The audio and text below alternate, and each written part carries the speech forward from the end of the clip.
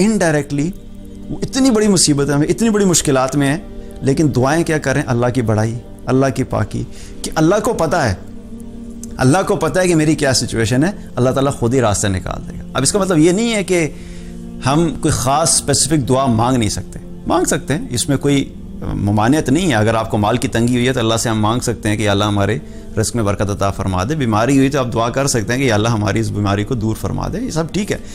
तो वो क्या हुआ कि उन्होंने पुकारा और अल्लाह ताला ने क्या फरमाया? फस्तजबना लहू, और हमने उसकी दुआ को कबूल किया। और ये इससे क्या पता लगता है कि जब भी हम अल्लाह को पुकारेंगे अल्लाह हमारी दुआओं को ज़रूर सुनता है।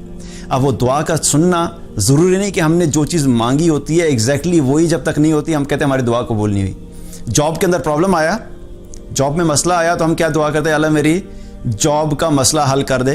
तो क्या होता है, हो सकता है उस जॉब में मसला हल नहीं हो, आप उस जॉब से निकल के कहीं और चले जाएं, तो कोई शख्स कहे नहीं मैंने तो मसला ये हल, मैंने तो कहा था उसी जॉब में मसला हल होना चाहिए। तो अल्लाह बेहतर जानता है कि हमारे लिए उस सिचुएशन से निकलने के लिए क्या है। तो अल्लाह जब रास्ता निकालता है अल्लाह सुब्हानहू व तआला, तो ज़रूरी नहीं कि वही हो जो हम मांगते हैं, एन मुमकिन है उससे बेहतर सिचुएशन में डाल दे। तो हमें ये रियलाइज़ करना चाहिए कि जब भी हम अल्लाह से मांगेंगे अल्लाह सुब्हानहू व तआला हमारी ज़रूर पुकार को सुनेगा, हमारी दुआ को ज़रूर सुनेगा। फस्तजबना लहू, तो क्या हो गया? हमने उसकी दुआ को कबूल किया। और फिर अल्लाह सुब्हानहू व तआला ने क्या फरमाया? वनज्जयनाहु मिनल गम, और हमने उसको गम से निजात दिलाई, हमने उसको गम से निजात दिलाई।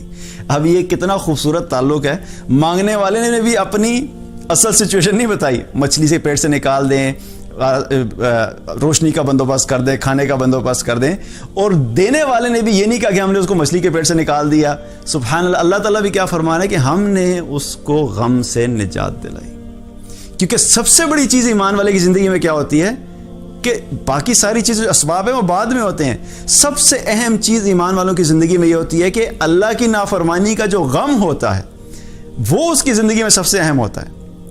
बाकी कोई नुकसान हो गया, माल का नुकसान हो गया, सेहत में कमी आ गई, घर अच्छा नहीं रहा, गाड़ी उतनी ज़बरदस्त नहीं रही, ये सब चीज़ें भी क्या होता है? छोटी छोटी चीज़ें, लेकिन इन पे भी इंसान को टेंशन होती है। किसी की जॉब चली जाए तो ज़ाहिर है फ़िक्र होती है, थोड़ा इंसान परेशान होता है, गम की कैफियत होती है।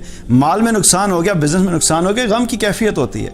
लेकिन असल गम ईमान वालों को क्या होता है कि जब अल्लाह की नाफरमानी कहीं पर होगी तो असल गम वो जब तक दूर नहीं होता, ये सारे मसाइल हल भी हो जाएं तो ईमान वाले की ज़िंदगी में चैन नहीं आता जब तक कि वो गम ना दूर हो जाए। तो अल्लाह सुब्हानहू व तआला क्या फरमा रहा है कि हमने उनको गम से निजात दिलाई।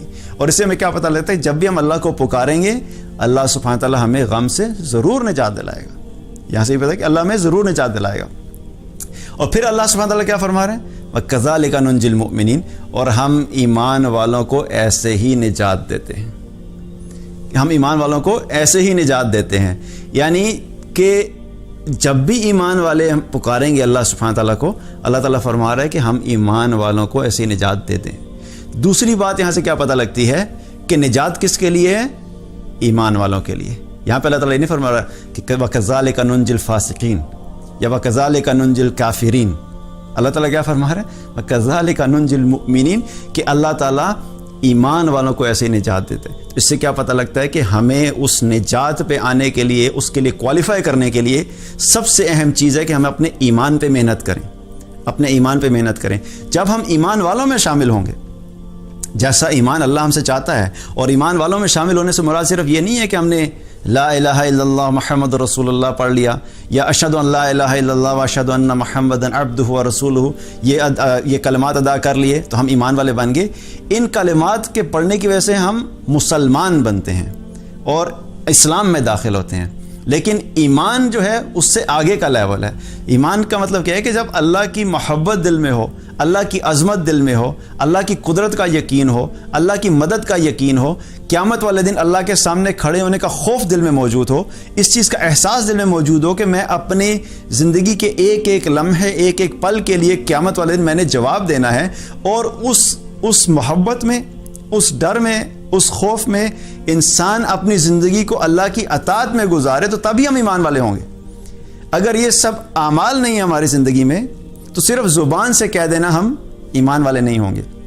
तो यहाँ पे अल्लाह ताला ने ये भी नहीं कहा वकज़ालिका नुंजिल मुस्लिमीन, कि हम इसी तरह मुसलमानों को निजात दिलाते हैं। अल्लाह ताला ने क्या फरमाया कि हम ईमान वालों को निजात दिलाते हैं। तो जो ताल्लुक़ है अल्लाह से وہ ایمان کی بنیاد پہ ہوتا ہے. اسلام تو صرف انٹری ہے, ایک انٹری پوائنٹ ہے, لیکن تعلق جو ہے وہ ایمان کی بنیاد کے اوپر ہوتا ہے.